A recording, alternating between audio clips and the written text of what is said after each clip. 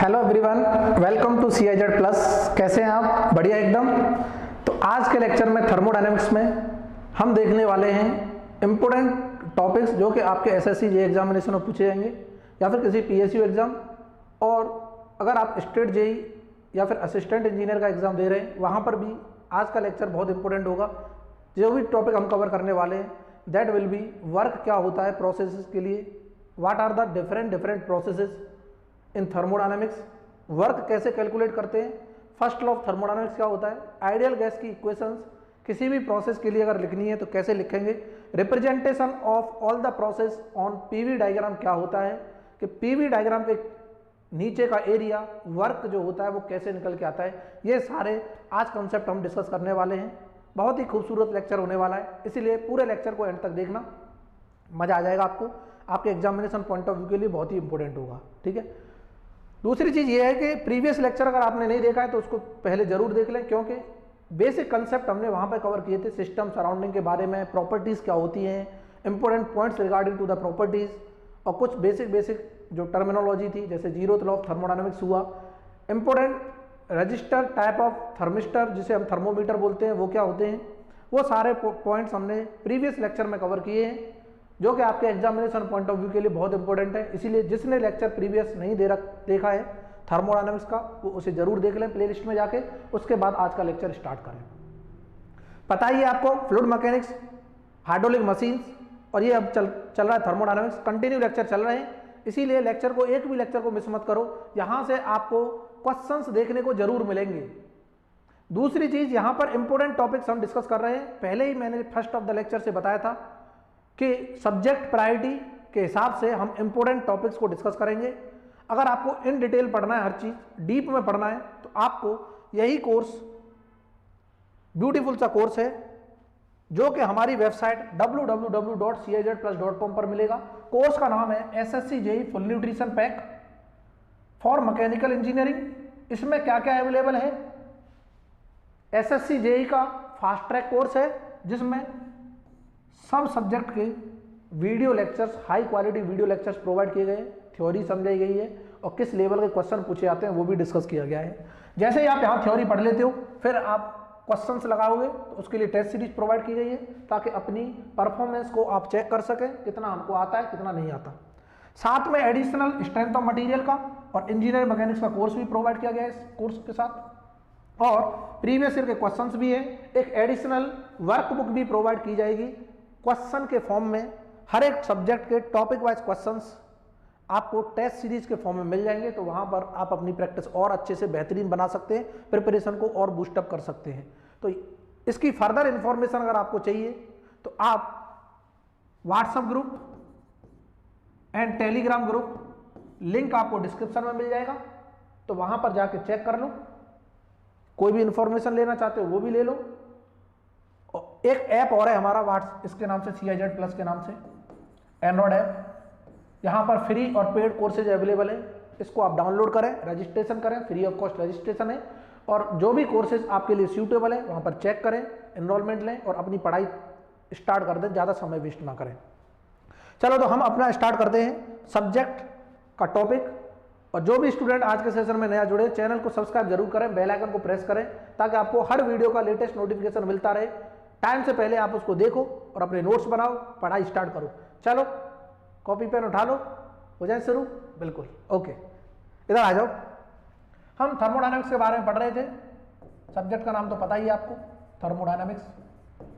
और आज जो टॉपिक पढ़ने वाले हैं वो भी आपको पता चल ही गया है, फिर भी मैं डिस्कस कर रहा हूँ कि लास्ट लेक्चर में हमने छोड़ा था कि आइडियल गैस क्या होती है, उसको पहले कंसेप्ट को समझ लेते हैं। इधर देखना, आइडियल गैस, बहुत क्वेश्चन पूछे जाते हैं इससे।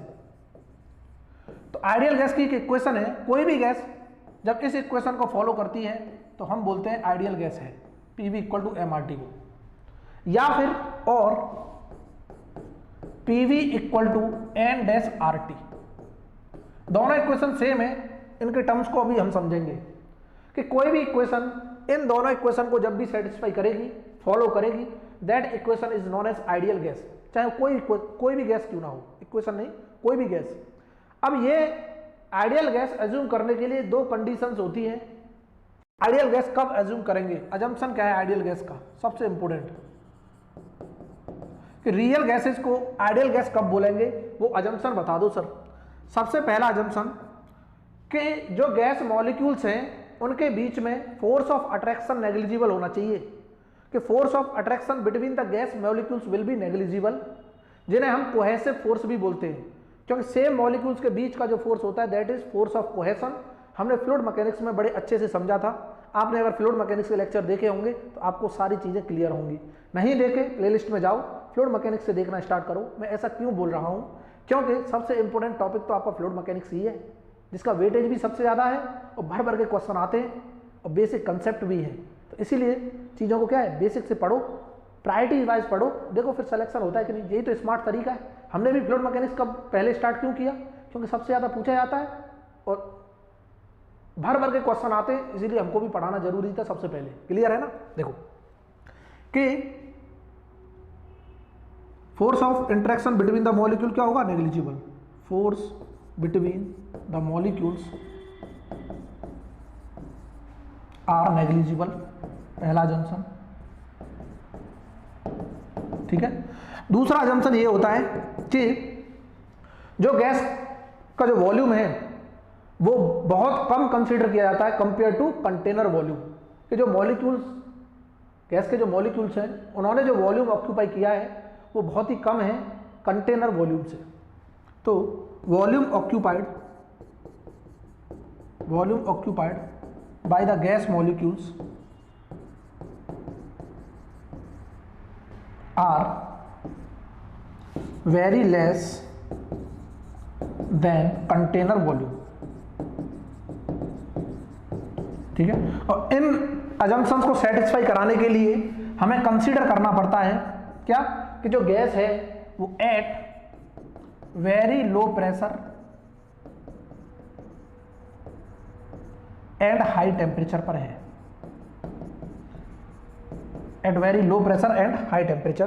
कि इन अजम्पशन को अगर सेटिस्फाई कराना है किसी भी गैस के, रियल गैस से, तो ये कंडीशन होनी चाहिए। ये कंडीशन है, ये क्या कंडीशन, ये भी पूछ लेता है कि क्या कंडीशन पर कोई भी real gas ideal gas behave करेगी, तो ये वाला टिक करना है।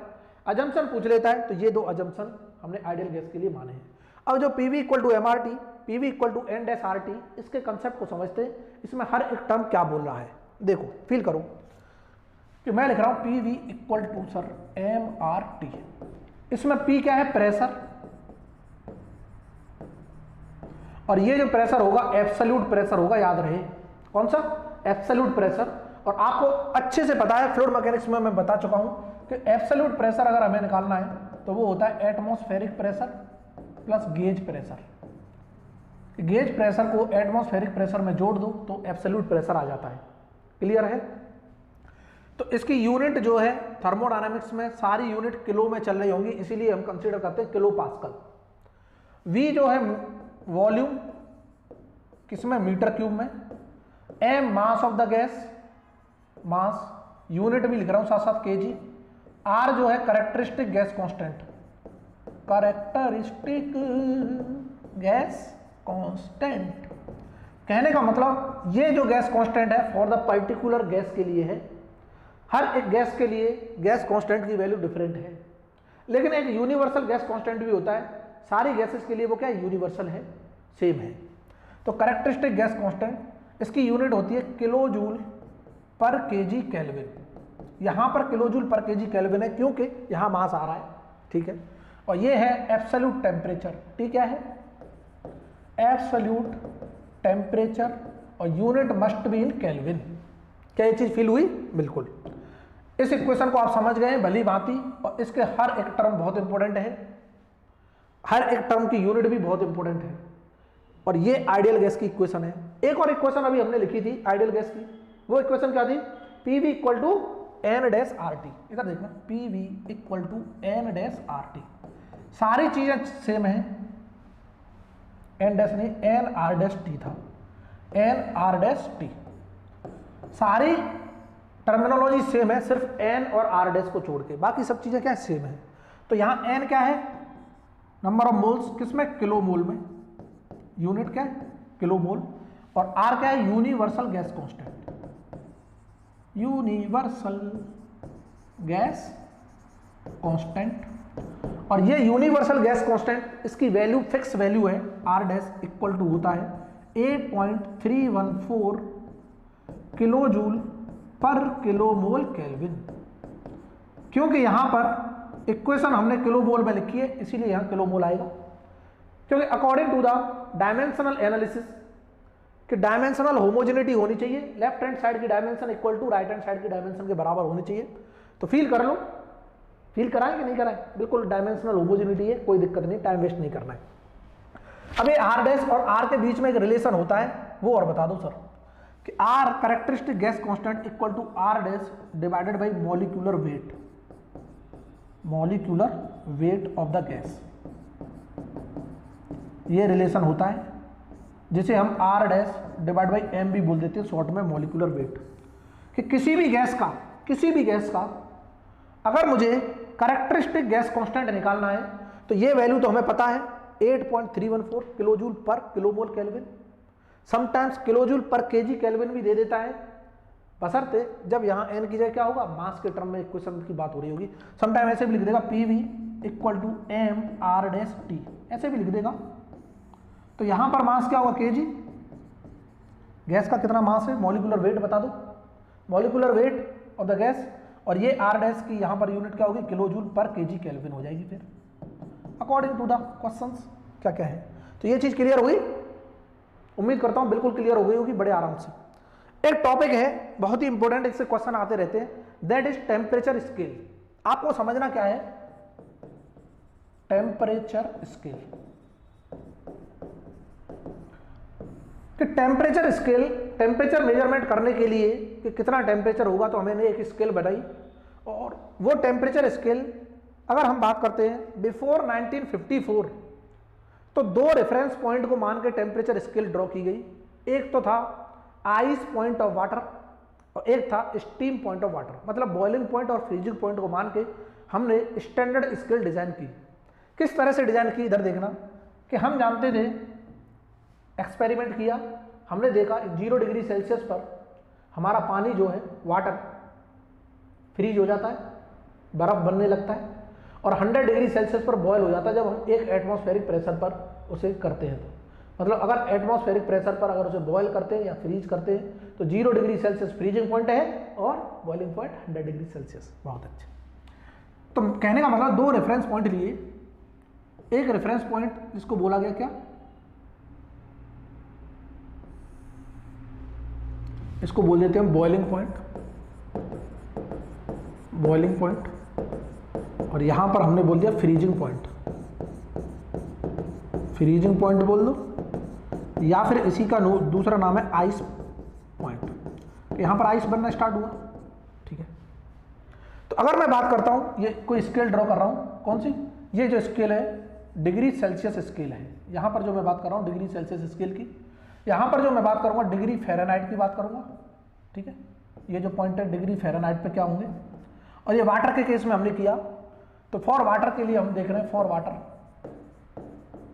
H2, हम जानते हैं बॉइलिंग पॉइंट कितना होता है, 100 डिग्री सेल्सियस, बिल्कुल होता है, और आइस पॉइंट क्या होता है, 0 डिग्री सेल्सियस। सिमिलरली फ़ारेनहाइट की जब हम बात करेंगे तो ice point of water 30 degree Fahrenheit पे होता है, और यहां पर होता है 212 डिग्री फ़ारेनहाइट। एक चीज क्लियर हुई, ओके। हमने बोला कि कोई हमने तीसरी स्केल ले ली, कोई भी तीसरी स्केल, मान लो यहां पर कोई डिग्री P ले लिया, क्या ले लिया, डिग्री P। मैंने बोला कि एक टेम्परेचर उसने दे दिया कि इस टेम्परेचर के करस्पॉन्डिंग बताओ कितना डिग्री सेल्सियस होगा, वो कैसे निकालेंगे। तो यहां से एक स्केल बनाई गई, उस स्केल से एक रेशियो आया, स्केल रेशियो, वो हर एक स्केल के लिए सेम होगा। स्केल रेशियो वो क्या है कि टेम्परेचर जिस पॉइंट पर निकालना चाहते हैं किसी करस्पॉन्डिंग, वो बता दो T, माइनस वहां पर आइस पॉइंट बता दो उसका, divided by steam point minus के आई point. This is the scale ratio, और ये सब के लिए क्या था, सेम था। अगर मैं डिग्री सेल्सियस के लिए लिखता हूं तो फ़ारेनहाइट के लिए भी यही लिखा जाएगा कि टेम्परेचर बता दो माइनस के TI divided by TS minus TI, और ये डिग्री फ़ारेनहाइट के लिए। कि अगर मैं बोलता हूं कि डिग्री सेल्सियस के करस्पॉन्डिंग डिग्री सेल्सियस के करस्पॉन्डिंग कोई टेम्परेचर पे फ़ारेनहाइट का टेम्परेचर क्या होगा, फ़ारेनहाइट स्केल का टेम्परेचर क्या होगा, T डिग्री F क्या होगा। तो इनके आइस पॉइंट, स्टीम पॉइंट हमें ऑलरेडी नॉन है, इस स्केल से हम निकाल सकते हैं। तो ये बहुत इंपॉर्टेंट कंसेप्ट था, इसके अकॉर्डिंग पर क्वेश्चन भी पूछे गए, हम डिस्कस करेंगे आगे। ठीक है, बता दें क्या, लो डिस्कस कर लेते हैं। लो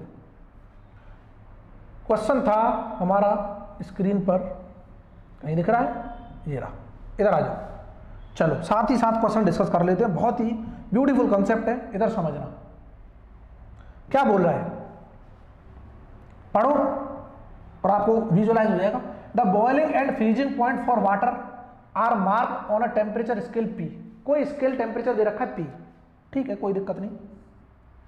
एक डिग्री P स्केल है, ठीक है, इस पर हमको बॉइलिंग ये है और फ्रीजिंग ये है दे रखा है। तो बॉइलिंग पॉइंट टेम्परेचर अगर मैं बात करता हूं तो 130, यहां पर देख लेते हैं। बॉइलिंग पॉइंट क्या है, 130 डिग्री P, और इसका आइस पॉइंट क्या है, -20 डिग्री P, जैसा कि हमने अभी पढ़ा है, P पर दे रखा है respectively. What will be the reading on this scale, इस स्केल पर corresponding to 60 degree Celsius, 60 degree Celsius के करस्पॉन्डिंग इसी स्केल पर रीडिंग बताओ। तो हम जानते हैं डिग्री सेल्सियस पर 0 डिग्री सेल्सियस होता है वाटर का आइस पॉइंट, और 100 डिग्री सेल्सियस होता है स्टीम पॉइंट, ये पता है। उसने ये बोला है कि अगर मैं corresponding to 60 degree Celsius, 60 degree Celsius के करस्पॉन्डिंग इस पर T डिग्री P बता दो क्या होगा, कि मतलब P स्केल पर टेम्परेचर क्या होगा करस्पॉन्डिंग टू 60 डिग्री सेल्सियस। तो फील करो, हमने बोला था T minus Ti divided by Ts minus Ti, और अगर मैं लिखता हूं डिग्री सेल्सियस के करस्पॉन्डिंग तो यही बराबर होगा T minus Ti divided by Ts minus Ti corresponding two degree P। यही बोला है कि P स्केल पर जो स्केल रेशियो होगा वो सेम होगा डिग्री सेल्सियस स्केल पर।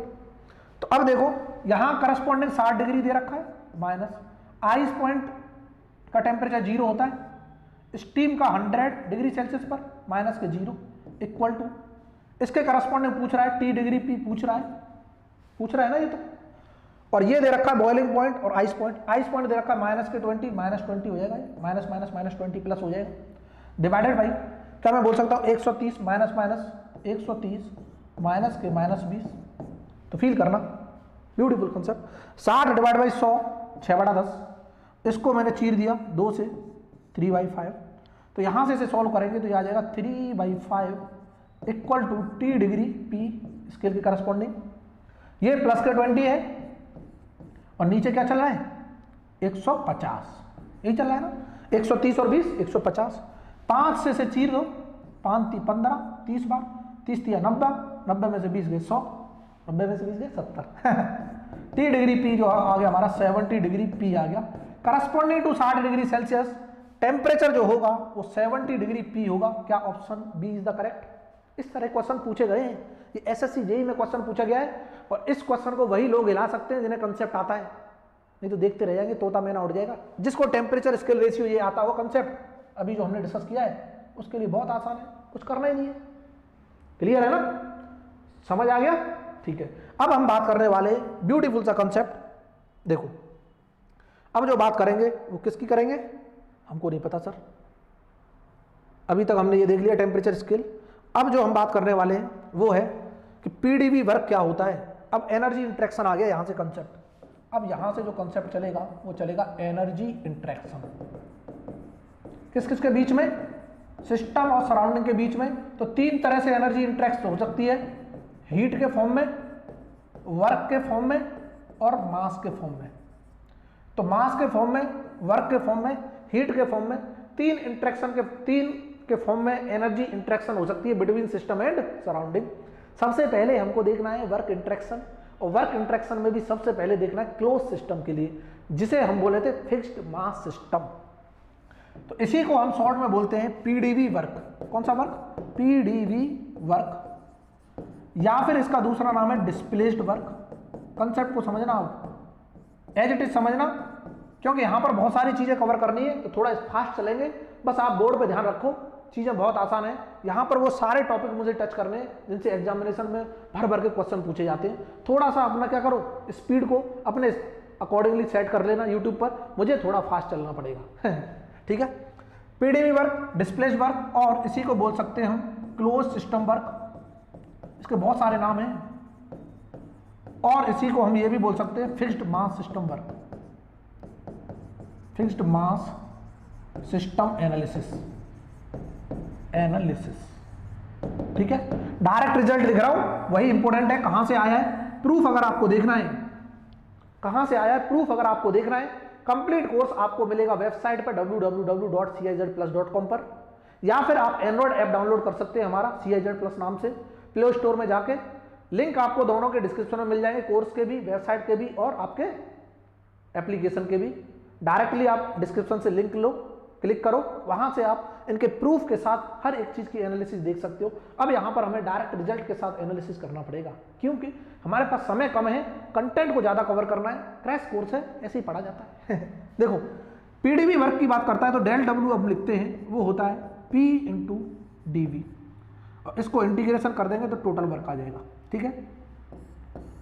तो ये हमने एक रिजल्ट लिख दिया कि डिस्प्लेस वर्क लिखो, चाहे पीडीबी वर्क लिखो, चाहे क्लोज सिस्टम वर्क लिखो, चाहे कंट्रोल मास सिस्टम वर्क लिखो, सब कुछ सेम है, बट एक अजम्पशन है। इसको ड्राइव करने के लिए अजम्पशन है, वो बहुत इंपॉर्टेंट है, क्योंकि पूरी थर्मोडायनामिक्स में कोई भी रिजल्ट आप याद कर लो, लेकिन उसके साथ अजम्पशंस भी याद रखो, तब तो क्या है, मजा है। अदरवाइज थोड़ा अजम्पशन घुमाएगा, आप क्या हो गया, कंफ्यूज हो जाओगे और वहीं पर तिलबिला जाओगे, बोलो सर क्या हो गया, ठीक है। अजम्पशन क्या है, सबसे पहला अजम्पशन कि इसको ड्राइव करने के लिए क्लोज सिस्टम माना गया है, और क्लोज सिस्टम आप भली भांति जानते हैं कि सिर्फ एनर्जी इंटरेक्शन हो सकता है, मास ट्रेवल नहीं कर रहा। मास गलती से भी ट्रेवल करा दिया, अजम्पशन क्या है, फेल, सिस्टम का वर्क ही फेल हो जाएगा। ये फॉर्मूला लगा नहीं सकते ओपन सिस्टम में, फील कर रहे हो। दूसरा, रिवर्सिबल प्रोसेस के लिए ड्राइव किया गया है, रिवर्सिबल प्रोसेस, जो भी प्रोसेस हो रही थी एक पॉइंट से दूसरे पॉइंट पर, वो क्या, रिवर्सिबल प्रोसेस, या फिर हम ये भी बोल सकते हैं क्वासी स्टैटिक। कौन सी, क्वासी स्टैटिक प्रोसेस। क्या चीज फील हुई, बहुत अच्छे। अब वो बोलता है क्लोज सिस्टम में या फिर कंट्रोल मास सिस्टम में जो वर्क है वो इज द प्रोडक्ट ऑफ, हम ये भी बोल सकते हैं this is the complete, integration of del W कर दो तो कंप्लीट है। अगर मैं इसको ये लिख सकता हूं del W equal to PDB भी तो लिख रहा हूं खाली, तो क्या ये प्रॉपर्टी जो है इंटेंसिव है, बिल्कुल है इंटेंसिव, और ये क्या है, difference of extensive property, difference of extensive. ऐसे क्वेश्चन में पूछा गया है, मैं अपनी मर्जी से नहीं लिख रहा, difference of extensive property.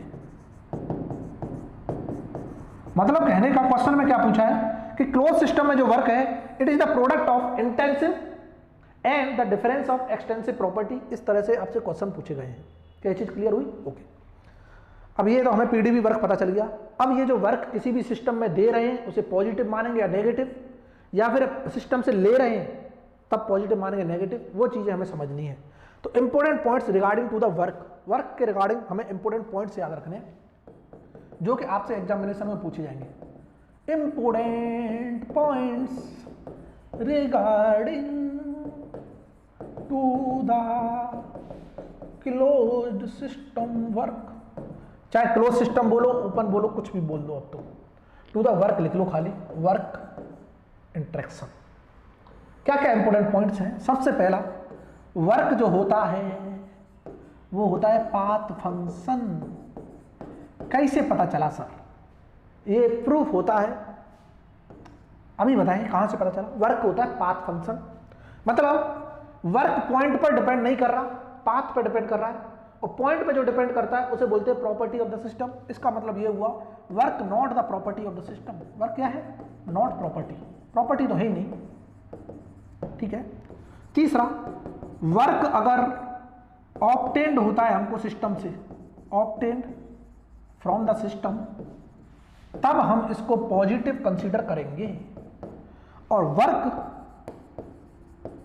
Given जो होगा टू द सिस्टम तो हम इसको नेगेटिव कंसीडर करेंगे। क्या ये चीज क्लियर हुई कि वर्क पाथ फंक्शन है तो प्रॉपर्टी नहीं है, और वर्क ऑब्टेन्ड होता है फ्रॉम द सिस्टम से तब तो पॉजिटिव होगा, और अगर देते हैं सिस्टम में तब नेगेटिव कंसीडर करेंगे। बहुत अच्छा।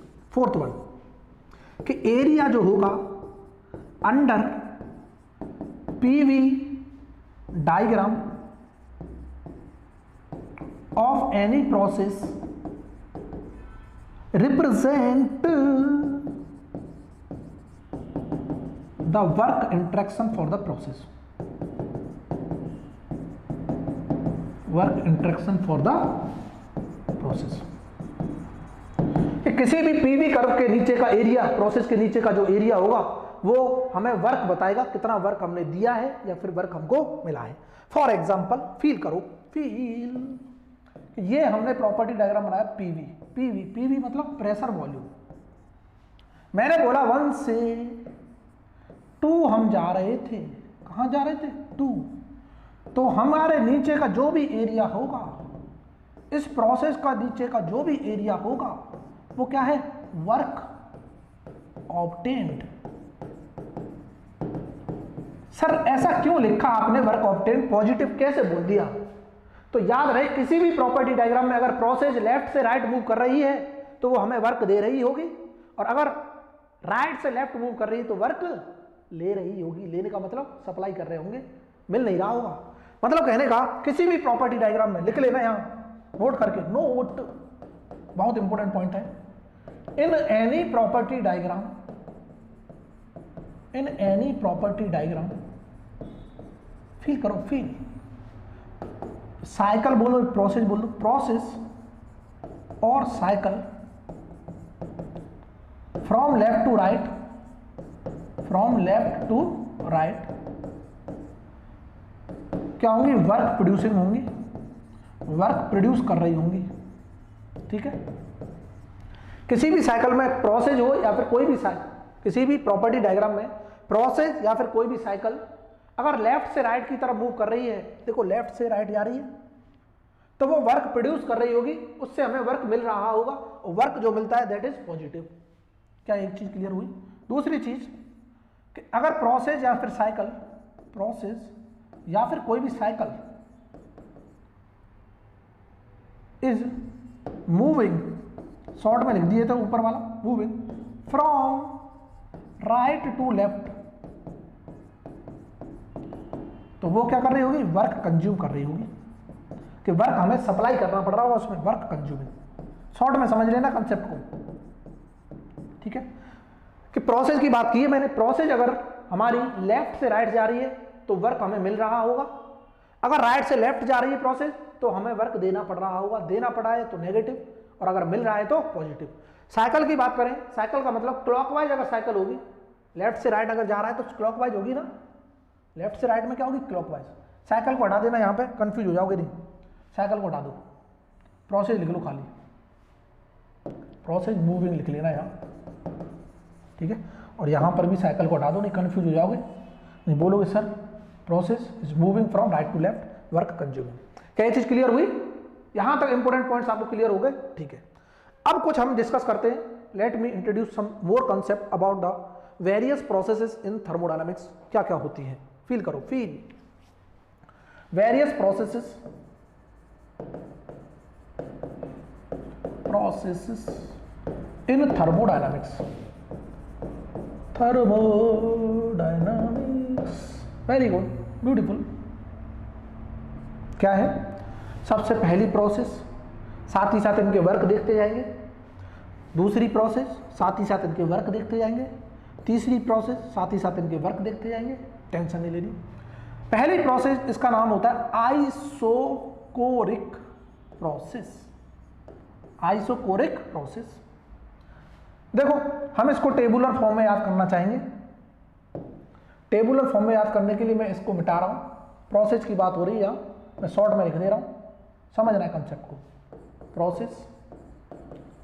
ठीक है,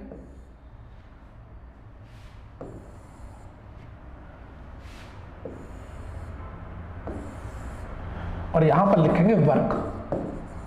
क्या होगा इस प्रोसेस के अंदर, वर्क। टेबुलर फॉर्म में मजा आ जाएगा आपको समझने में कंसेप्ट को। चलो 4 का ही देख लेते हैं, 5th वन का लास्ट में थोड़ा स्लाइड करके देख लेंगे, कोई बात नहीं।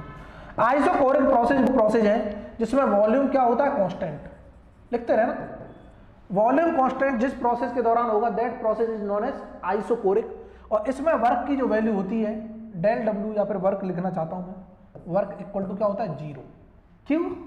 क्योंकि वर्क इक्वल टू होता है पी डी वी, और वॉल्यूम अगर कांस्टेंट है, वॉल्यूम अगर कांस्टेंट है तो change of any constant equal to 0 होता है।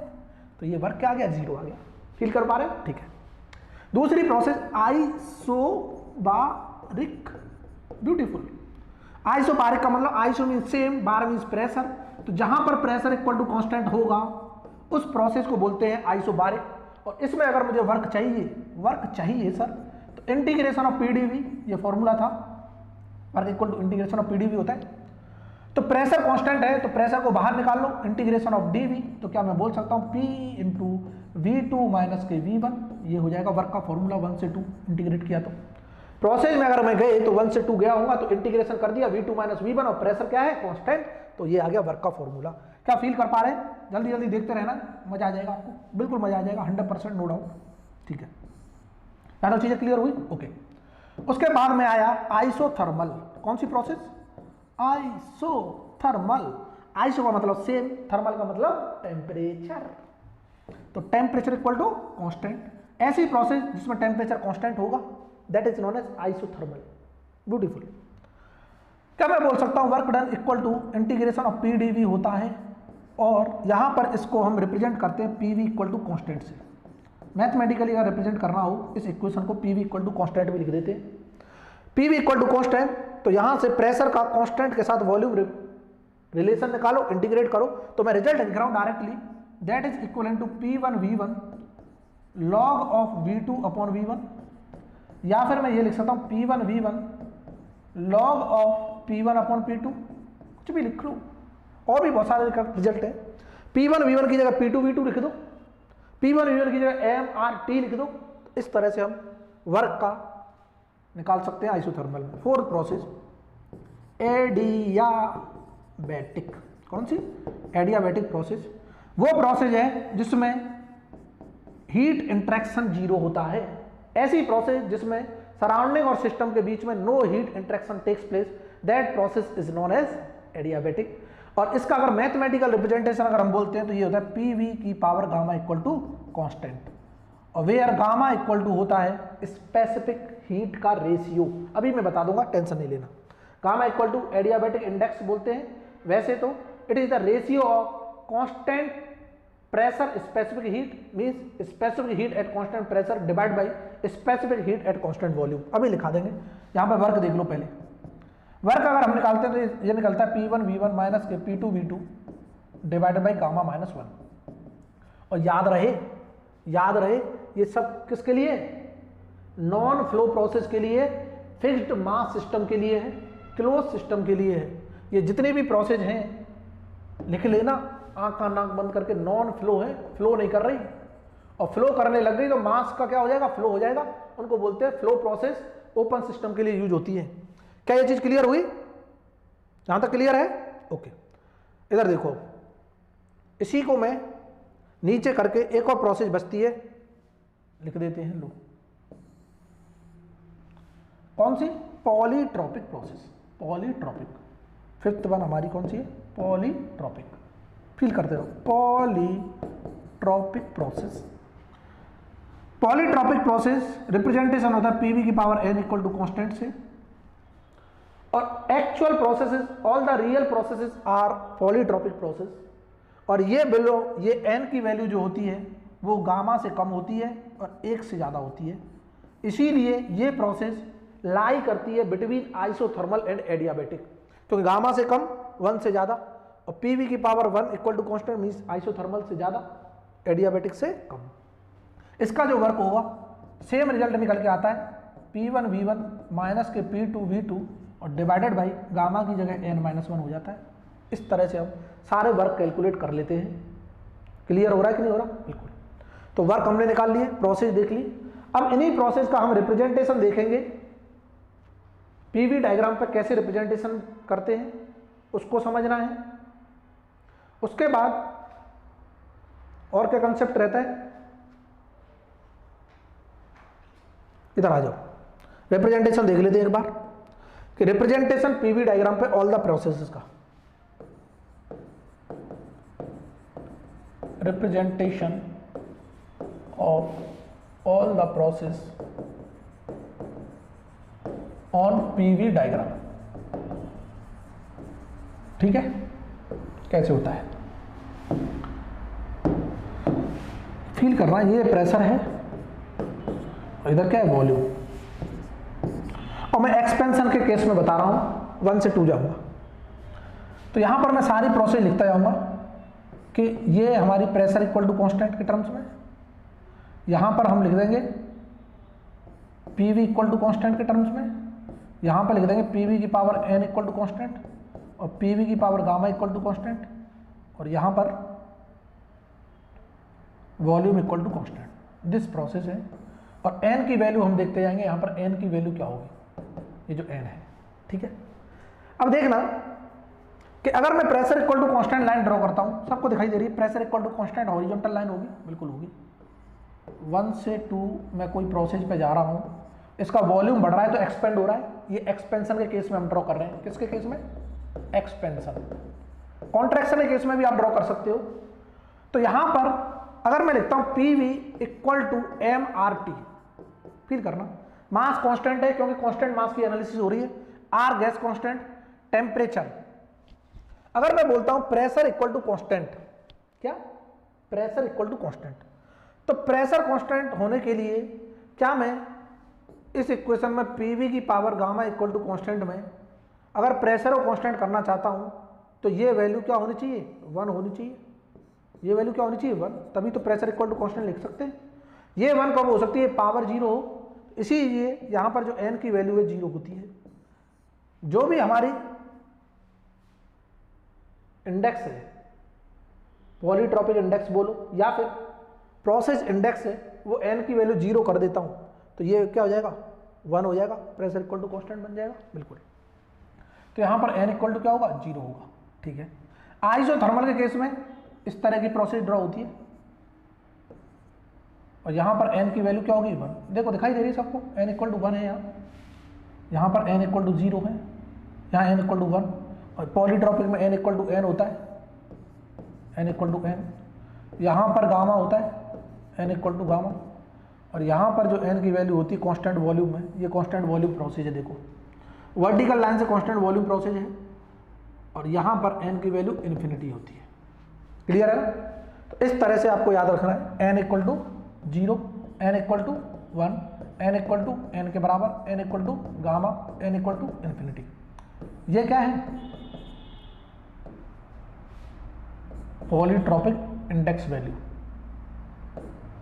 या पॉलीट्रॉपिक ना बोल के हम बोल सकते हैं प्रोसेस की index value, process index value. Polytropic process के लिए इसे पॉलीट्रॉपिक इंडेक्स बोल रहे थे, एडियाबेटिक के लिए एडियाबेटिक इंडेक्स बोल रहे थे। इस तरह से हमने रिप्रेजेंटेशन किया। अब बहुत लोगों के दिमाग में ये ख्याल चल रहा होगा, ये जो प्रोसेस है ये आइसोथर्मल है, पीवी इक्वल टू कांस्टेंट, ये एडियाबेटिक है, पीवी की power N equal to constant, नहीं ये पॉलीट्रॉपिक है, और ये क्या एडियाबेटिक, पीवी की power gamma equal to constant. अब अगर मैं स्लोप की बात करता हूं तो किसका स्लोप ज्यादा? एडियाबेटिक का एज कंपेयर टू आइसोथर्मल। तो ये स्लोप कहां से ज्यादा पता चला, ऐसे कैसे हमने ड्रॉ किया वो देख लेते हैं एक बार। कि स्लोप की अगर मैं बात करता हूं कि अगर मैं लिखता हूं पीवी इक्वल टू कांस्टेंट, ये आइसोथर्मल प्रोसेस, और एक प्रोसेस लिखी पीवी की power gamma equal to constant, adiabatic.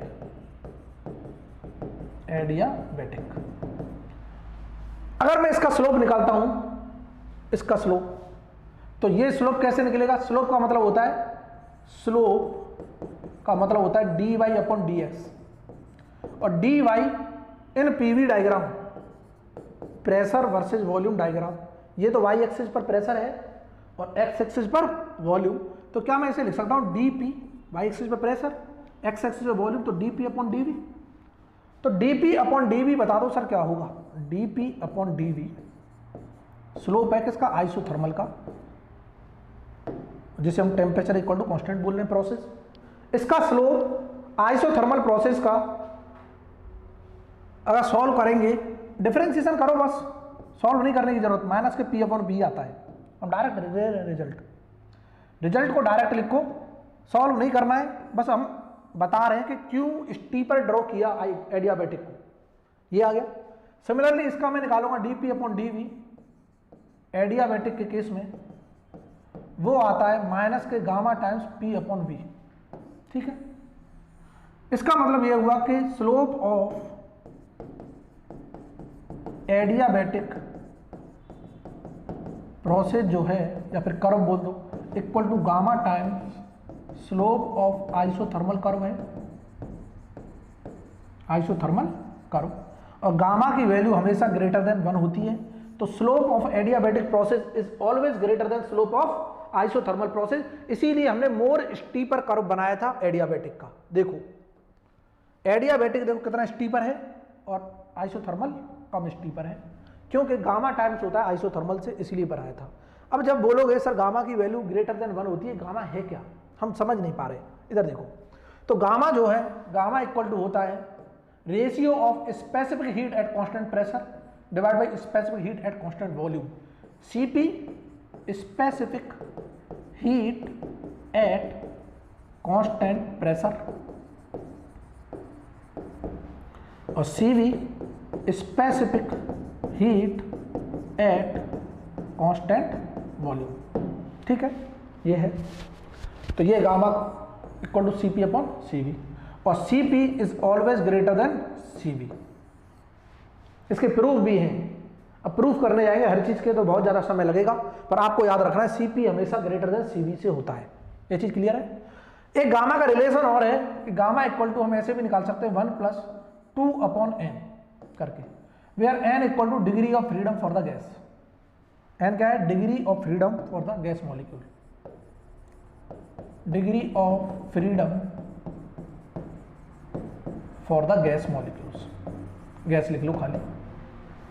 अब यहां पर अब जो गैस है उसमें एक मॉलिक्यूल हो सकता है उसे मोनो एटॉमिक गैस बोलेंगे, 2 भी हो सकते हैं उसे डाई एटॉमिक बोलेंगे, 3 भी हो सकते हैं, 2 से अधिक हो सकते हैं उसे पॉली एटॉमिक बोलेंगे।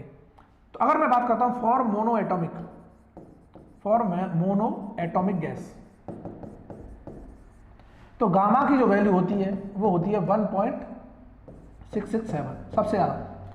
अगर मैं बात करता हूं डाई एटॉमिक गैस, तो गामा की जो वैल्यू होती है 1.41 के बराबर होती है। अगर मैं बात करता हूं फॉर पॉली एटॉमिक गैस, तो गामा की जो वैल्यू होती है वो 1.3 समथिंग होती है। तो इस टेबल को जरूर याद रखना, ये आपसे पूछी जाएगी एग्जामिनेशन पॉइंट ऑफ व्यू के हिसाब से इंपॉर्टेंट है, ठीक है। यहां तक चीजें क्लियर हुई। और ये जो Cp और Cv जो ग्रेटर देन है, तो ये बोल देता है कि Cp अगर Cv से ज्यादा है, Cp होता क्या है एक्चुअल में, ये भी समझ लेते हैं। स्पेसिफिक हीट होता क्या है, कंसेप्ट की बात आई है तो यही देख लेते हैं। स्पेसिफिक हीट, तो specific heat equal to the amount of heat required, amount of heat मतलब Q required for unit KG of mass to raise its temperature by 1 degree Celsius. मतलब पर यूनिट मास और उसका temperature अगर मैं 1 degree Celsius से बढ़ाता हूं तो कितना अमाउंट ऑफ हीट सप्लाई करना पड़ेगा, that heat is known as specific heat. Clear है ना। तो अगर ये स्पेसिफिक हीट का रिजल्ट है तो कांस्टेंट प्रेशर पर जो स्पेसिफिक हीट होगी उसे बोलेंगे हम Cp कांस्टेंट प्रेशर पर। फील करो, लो फील करा देता हूं। चलो, ये कंटेनर लिया मैंने, 2 कंटेनर, ठीक है, और यहां पर मैंने एक पिस्टन लगा दिया और यहां पर भी सेम पिस्टन लगा दिया। फील करना, फील मेरे लाल, फील करते रहो बस। और इन दोनों में मैं सेम अमाउंट ऑफ मास ले रहा हूं गैस का। ये कोई गैस है जिसका मास क्या है 1 kg। यहां पर भी मैं गैस ले रहा हूं, इसका भी मास क्या है 1 kg, ठीक है। अब एक को मैंने क्या किया, कांस्टेंट वॉल्यूम कर दिया। कांस्टेंट वॉल्यूम मतलब इसका पिस्टन मूव नहीं कर सकता, यहीं की यहीं रहेगा। इसका मूव कर सकता है, फ्री टू मूव है। तो अगर ये कांस्टेंट वॉल्यूम है तो ये वॉल्यूम इक्वल टू कांस्टेंट हो गई, ये प्रेशर इक्वल टू कांस्टेंट, ठीक है। यहां प्रेशर कांस्टेंट है, प्रेशर कांस्टेंट है तो अगर मैं इसमें हीट सप्लाई करूंगा तो गैस मॉलिक्यूल्स का टेम्परेचर बढ़ेगा। टेम्परेचर बढ़ेगा तो ये एक्सपेंड करेगा, इसको बिल्कुल करेगा। लेकिन यहां पर मैं जैसे हीट सप्लाई करूंगा तो इनका टेम्परेचर बढ़ेगा, बिल्कुल बढ़ेगा ये, लेकिन इसको एक्सपेंड नहीं कर रहा। तो किसका टेम्परेचर जल्दी बढ़ेगा, इसका बढ़ेगा। ऑब्वियसली बात है, क्योंकि यहां पर जो हीट सप्लाई कर रहे हैं कांस्टेंट वॉल्यूम में, ये सिर्फ एक ही काम कर रही है, टेम्परेचर को इंक्रीज करने का। लेकिन यहां पर जब मैं हीट सप्लाई कर रहा हूं तो ये दो काम कर रही है, एक तो इंटरनल एनर्जी इंक्रीज कर रही होगी, क्योंकि internal energy is the strong function of temperature only, तो टेम्परेचर बढ़ेगा। दूसरा, पिस्टन को मूव करा रही है तो वर्क भी हमारा हो रहा होगा, तो हमें यहां पर हीट सप्लाई ज्यादा देनी पड़ेगी, बिल्कुल देनी पड़ेगी। लो, यहां हमने कुछ हीट सप्लाई दी और यहां पर भी हमने कुछ हीट सप्लाई दी, ठीक है, यहां पर भी क्या हीट सप्लाई प्रोवाइड कर रहे हैं। तो ये जो हीट सप्लाई है दो काम कर रही है, एक वर्क को भी करा रही है, पिस्टन का वर्क करा रही है और इसका टेम्परेचर बढ़ा रही है। इसका मतलब जो हीट है यूटिलाइज होगी दो कामों में, तो इसका टेम्परेचर तो कम बढ़ेगा, अगर 1 डिग्री भी बढ़ाना है तो ज्यादा हीट सप्लाई करनी पड़ेगी और इसके केस में कम करनी पड़ेगी। दैट इज वाई हम बोल देते हैं Cp is greater than always Cv। Clear हो गया होगा अब तो, यहां तक चीजें क्लियर हो गई हैं कि नहीं? बिल्कुल क्लियर हो गई है, नो डाउट। चलो इसके बाद हम कुछ क्वेश्चंस डिस्कस कर लेते हैं, बाकी कंसेप्ट नेक्स्ट लेक्चर में देखेंगे। क्वेश्चन क्या इधर देखना हमारी स्क्रीन पर, beautiful question. Equal volume of all gases at the same temperature and pressure contains equal number of molecules, this is according to, कि अगर किसी भी गैस का वॉल्यूम क्या होता है, सेम होता है, और वो सेम टेम्परेचर और प्रेशर पर है, तो वो हमेशा नंबर ऑफ मॉलिक्यूल्स सेम रखती है। That law is known as Avogadro law. उसी लॉ को बोलते हैं हम एवोगैड्रो लॉ, कि नंबर ऑफ मॉलिक्यूल्स की वैल्यू हमेशा क्या होगी, सेम होगी। और नंबर ऑफ मॉलिक्यूल्स किसी भी गैस के लिए एवोगैड्रो लॉ से हम निकाल लेते हैं। क्लियर है ना? अब यहां पर इतने सारे लॉ आ रहे हैं, तो मैं बोल देता हूं, अगर किसी भी प्रोसेस के दौरान प्रेशर की वैल्यू कांस्टेंट होती है, तो ये किसने दिया था, चार्ल्स ने, इसको बोलते हैं चार्ल्स लॉ। यहीं पे देख लो कंसेप्ट। अगर if temperature equal to constant होता है किसी भी प्रोसेस के दौरान, तो ये जो लॉ दिया था बॉयल्स ने, बॉयल्स लॉ इसे बोलते हैं। अगर किसी भी वॉल्यूम कांस्टेंट रहता है प्रोसेस के दौरान, तो इस लॉ को बोलते हैं गे-लुसाक, ये जो लिखा है गे-लुसाक लॉ, ठीक है। जूल्स लॉ क्या बोलता है, जूल्स लॉ भी यहां पे लिख लो। जूल्स लॉ आइडियल गैस के लिए प्रूफ किया गया था, आइडियल गैस के लिए। समटाइम्स इसे भी बोल देते हैं, जूल्स लॉ क्या है, हम फर्स्ट लॉ ऑफ थर्मोडायनामिक्स को भी जूल लॉ बोल देते हैं, sometimes first law of thermodynamics को जूल्स लॉ बोल देते हैं, या फिर law of conservation of energy बोल देते हैं। अकॉर्डिंग टू द जूल, कि जो हमारी इंटरनल एनर्जी होती है U is the strong function of temperature only होती है, टेम्परेचर ओनली। तो ये भी जूल एक्सपेरिमेंट के थ्रू पता किया था। या फिर जूल लॉ की बात करेगा तो हम फर्स्ट लॉ ऑफ थर्मोडायनामिक्स से बोल देते हैं। यहां तक कॉन्सेप्ट क्लियर है? चलो नेक्स्ट देखते हैं question. According to which law, किस लॉ के according, all perfect gases change in volume by 273 of their original volume at 0 degree Celsius, for every 1 degree Celsius change in temperature when pressure remains constant. बात कर रहा है pressure अगर constant होगा, तो अभी बताया चार्ल्स लॉ, कहीं दिख रहा है, ये रहा Charles law, option D correct. Boyle's देख लिया, जूल्स देख लिया, गे-लुसाक देख ही लिया। नेक्स्ट क्वेश्चन डिस्कस करते हैं, what is the main characteristic of quasi static. हमने प्रीवियस लेक्चर में डिस्कस किया था कि क्वासी स्टैटिक का मेन कैरेक्टरिस्टिक क्या होगा, इनफाइनाइटली स्लोली प्रोसेस जो होती है उसे क्वासी स्टैटिक बोलते हैं। जिसने प्रीवियस लेक्चर नहीं देखा है वो जाके एक बार देख ले, ताकि आप क्वेश्चन इजीली अटेम्प्ट कर पाओ। देखो 2 सेकंड में क्वेश्चन का आंसर टिक कर दो, अगर आता है तो, नहीं आता है कुछ नहीं कर सकते। क्वेश्चन यही सेम क्वेश्चन 3-4 बार रिपीट हुआ, मैंने तो एक बार दिखाया आपको। नेक्स्ट क्वेश्चन स्क्रीन पर, गैसेज हैव, कितनी स्पेसिफिक हीट होती है गैस के पास, अभी पढ़ ली, दो स्पेसिफिक हीट होती है, Cp and Cv, constant volume and constant pressure, कुछ करना ही नहीं है। नेक्स्ट वही कंसेप्ट है सारे, properties of a substance like pressure, temperature and density in thermodynamic coordinate are, property are the point function. Previous lecture में बड़ा चिल्ला के बताया था, क्या है, पॉइंट फंक्शन। पाथ फंक्शन नहीं होती प्रॉपर्टी, वर्क लेकिन पाथ फंक्शन है। क्या क्लियर है? Next, for gases with n degree of freedom, अगर n डिग्री ऑफ फ्रीडम है, what will be the value of Cp upon Cv, क्या ये गामा नहीं है, और गामा की वैल्यू अभी लिखा है 1 + 2 अपॉन n के बराबर होती है। Option D is the correct, option D is the correct. Clear है? नेक्स्ट क्वेश्चन देखते रहो, ये क्वेश्चन हम पहले ही सॉल्व कर चुके थे, तो यहाँ तक हमने देख लिया आज कंसेप्ट, ब्यूटीफुल कंसेप्ट। आपको उम्मीद करता हूँ लेक्चर पसंद आया होगा। वाकई में पसंद आया तो लाइक तो बनता है। अगर मेरी मेहनत अगर आपको अच्छी लग रही है तो लाइक किया करो, शेयर भी किया करो ज़्यादा से ज़्यादा। फिर भी अगर कोई भी डाउट है तो कमेंट सेक्शन में डाउट छोड़ो। वीडियो अगर अच्छी नहीं लगती है डिसलाइक भी करो, लेकिन उसकी वजह जरूर बताओ डिसलाइक क्यों किया है, ताकि हम चीज़ों को इंप्लीमेंट करने की कोशिश करें। क्लियर है ना? फिर भी अगर कोई भी डाउट है, कोई भी फर्दर क्वेरी चाहिए किसी भी एग्जाम से रिलेटेड, कौन से फॉर्म निकलते हैं, कब निकलते हैं, अपडेट चाहिए एग्जाम का, कैसे तैयारी करनी है, तो आप व्हाट्सएप ग्रुप और टेलीग्राम चैनल को ज्वाइन करना ना भूलें। लिंक आपको डिस्क्रिप्शन में मिल जाएगा। अगर चैनल अभी तक सब्सक्राइब नहीं किया है तो चैनल को सब्सक्राइब कर लो। आपके लिए बहुत बेनिफिट होने वाले हैं। ये लेक्चर्स कंटिन्यू चलते रहेंगे, बट आपका सपोर्ट चाहिए थोड़ा सा। मैं डीमोटिवेट हो जाता हूँ जब आप लोग देखते नहीं हो, कमेंट वगैरह नहीं करते हो तो। क्लियर है ना? चलो आज के लिए इतना ही, बहुत थैंक्स फॉर वॉचिंग।